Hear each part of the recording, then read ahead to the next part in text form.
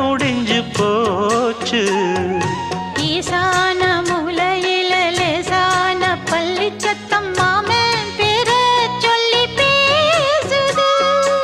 ஆறாத சோகந்தன்ன தீராம சேர்த்து வச்சு ஊரும் சேர்ந்து என்ன ஏசுது.